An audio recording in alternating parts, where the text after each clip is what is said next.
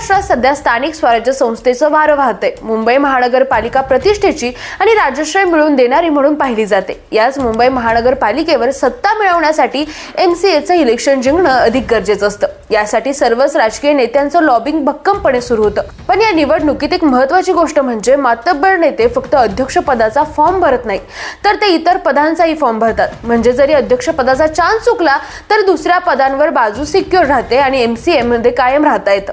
MCA म्हणजे Mumbai cricket association यांच्या अध्यक्ष आणि उपाध्यक्ष पदाची निवडणूक जाहीर झाली आणि सर्वच पक्ष सरसावले। दरवेळीप्रमाणे याही वर्षी निवडणूक चर्चेची राहिली। 10 नोव्हेंबर हा अर्ज मागे घेण्याचा शेवटचा दिवस होता आणि त्याच दिवशी निवडणूक फिरायला सुरुवात झाली। दुपारनंतर अर्ज मागे घेण्याच्या बातम्या यायला सुरुवात होईल असे संकेत सकाळी पहिल्यांदा आलेल्या बातमीमुळे मिळाले। बातमी होती भेटीची, शरद पवार आणि देवेंद्र फडणवीस यांच्या भेटीची। मात्र सर्व राज्यात अजित पवारांचे पुत्र पार्थ पवार यांचे नाव जमीन घोटाळ्यात पुढे येणं आणि त्यावर पवारांनी फडणवीसांच्या कोर्टात टाकलेला चेंडू, फडणवीसांनी घेतलेली भूमिका प्रचंड चर्चेत आहे। अशा कट्टर विरोधी शरद पवार आणि देवेंद्र फडणवीस यांची 10 ते 15 मिनिटांची भेट वर्षा बंगल्यावर झाली आणि या भेटीचा परिणाम दिसायला सुरुवात झाली आणि बातम्यांमध्ये MCA निवडणूक वरून शिफ्ट होऊन पार्थ पवार यांच्या जमीन प्रकरणाची चर्चाच अधिक होऊ लागली। महाराष्ट्राचं एकंदर राजकारण, विचार प्रवाह वेगळं आणि क्रिकेट असोसिएशनचं राजकारण वेगळं ठेवण्यात याही वेळी शरद पवार अग्रेसर होते आणि शेवटी फडणवीस यांची वर्षा बंगल्यावर भेट घेऊन चर्चा केली। आपणच किंगमेकर आहोत हे दाखवून देत अध्यक्षपदी अजिंक्य नाईक यांना बिनविरोध निवडून आणलं।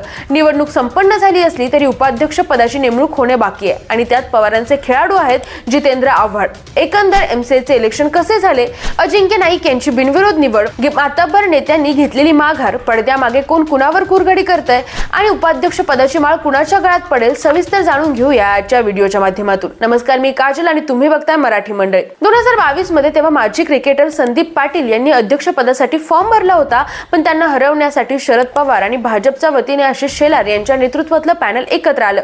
तेव्हा निवडणुकीत सक्रिय असलेले शरद पवार, एकनाथ शिंदे, देवेंद्र फडणवीस, आशिष शेलार, जितेंद्र आव्हाड, मिलिंद नार्वेकर हे सगळे नेते एकत्र आले आणि फडणवीसांच्या जवळचे अमोल काळे MCAचे अध्यक्ष झाले। अमोल काळे यांचं 2024 मध्ये अचानक निधन झालं आणि MCAच्या अध्यक्षपदाच्या निवडणुका पुन्हा घेण्यात आल्या। यावेळी बाजी मारली अजिंक्य नाईक यांनी। MCAचे सेक्रेटरी म्हणून त्यांनी अगोदर MCA मध्ये काम केले। त्यांच्या विरोधात आशिष शेलारांच्या पॅनलचे संजय नाईक होते, पण सर्वच नेते एकत्र येत अजिंक्य नाईक यांच्या बाजूने उभे राहिले आणि अध्यक्ष झाले। क्रिकेट असोसिएशन असली तरी इथे क्रिकेटर्सला फारसा वाव नसतो, इथे वाव असतो तो राजकारण्यांना।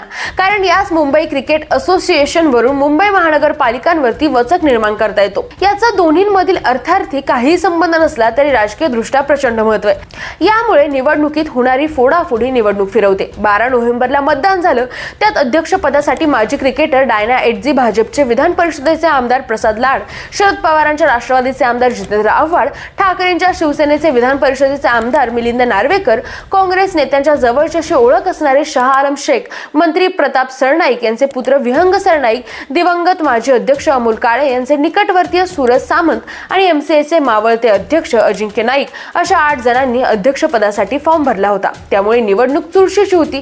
प्रसाद लाड यांची ओळख फडणवीसांच्या जवळचे नेते म्हणून, आव्हाड शरद पवारांच्या जवळचे, तर मिलिंद नार्वेकर सगळ्यांच्याच गुड बुक्स मधले। आता नुसतं नेत्यांच्या जवळच असून चालणार नव्हतं, लॉबिंग फोडाफोडी पक्की हवी होती। आता MCAच्या निवडणुकीत उद्धव ठाकरे, आदित्य ठाकरे, तेजस ठाकरे हे तिन्ही ठाकरे मतदार आहेत, पण त्यांचे वजन इथे नाही, वजन आहे ते फडणवीसांचं आणि कधी काळचे अध्यक्ष राहिलेले शरद पवार यांचं।